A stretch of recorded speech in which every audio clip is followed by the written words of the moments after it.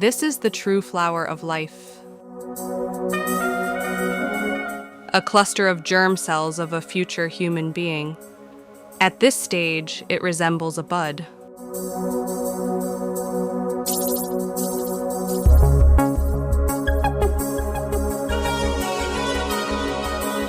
And here it blossomed into a beautiful, radiant lotus flower.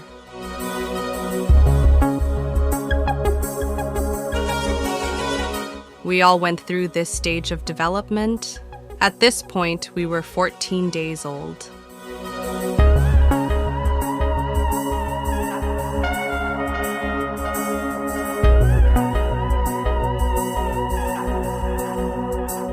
Welcome to the new year, everyone, and I hope you are all doing well.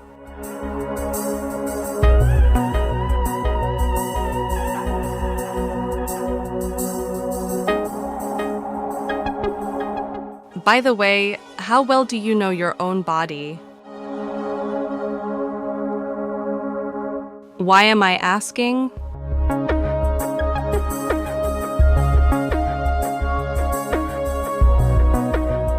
The world's religions are based on the anatomy of the human body, especially the reproductive organs.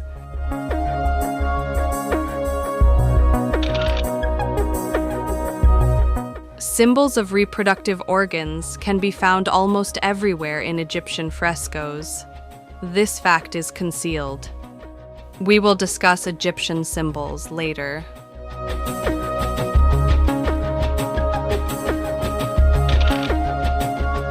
Some medieval illustrations and even architecture were also devoted to human reproductive organs.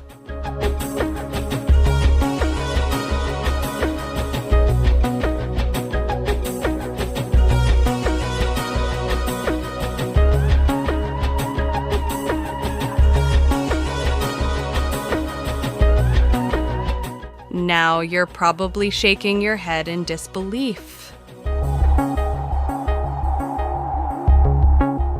We will proceed step by step, and I hope that I won't get banned for the content I will share with you here. Perhaps for publishing images of male and female genitalia, which unfortunately are now shown even to the youngest preschool children, including the meaning of these organs.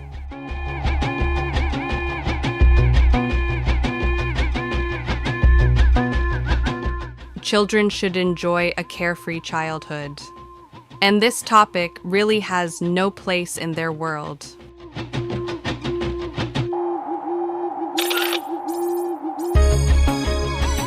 Don't you think they are stealing children's childhood?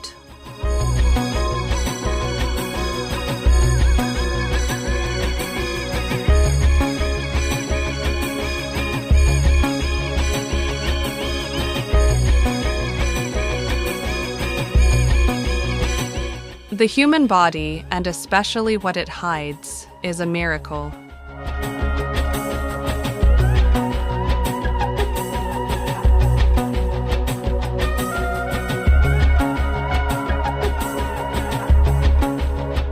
The miracle of conception takes place long before this lotus flower appears. It glows with colors that we can only see under a special microscope. But our whole body glows in the same way, only we cannot see this light.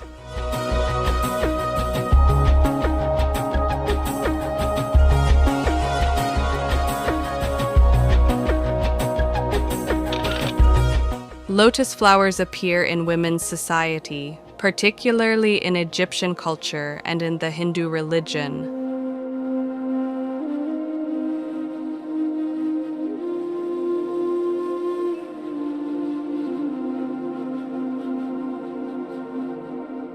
All these photographs showed that it is a woman who carries the lotus as a human fetus and passes this lotus flower on to her descendants. The yogic practice of the lotus flower is nothing more than an expression of the birth of a human being from this energetic flower.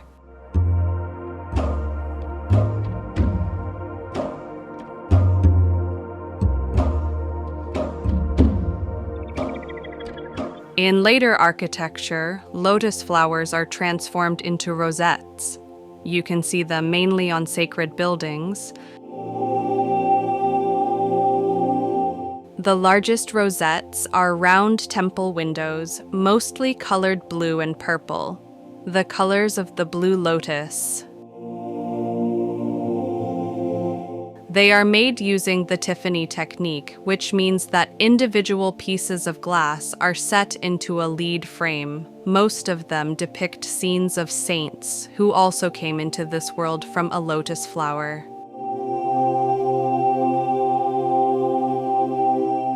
What about this symbol? The communion wafer, representing the body of Christ, is placed in a cup of wine, representing the holy blood. In fact, this ceremony is associated with conception and the entry of the Spirit into the body of every human being.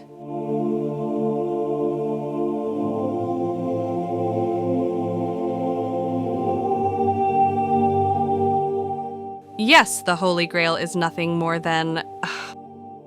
But I won't reveal that to you now. We'll look at it in one of the next installments. Suffice it to say that people have been searching for it in vain for centuries.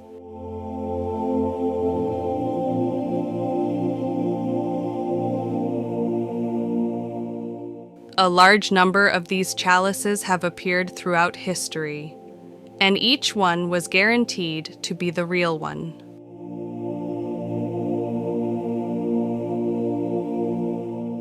Well, I don't know if anyone is making fun of people.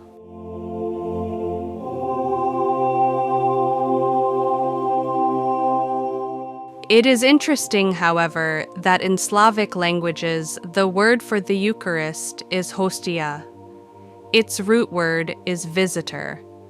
This is very true, because the soul that enters the body leaves it again when the body ages and dies. And the Eucharist is a symbol of the Spirit. And that is a truth that official science does not recognize, because keeping people in fear of death is, after all, more advantageous.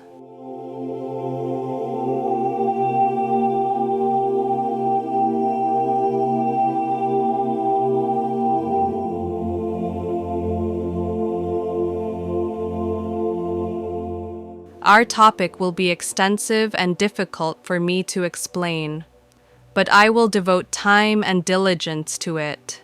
And in the next part, we will look at the energy processes of the human body, the anatomy of the sexes, and the symbols that express this anatomy.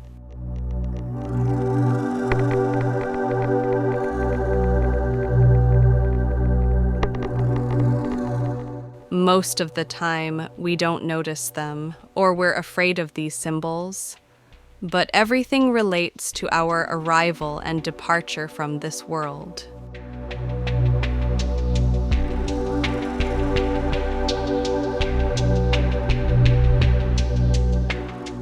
I wish you a successful week so far.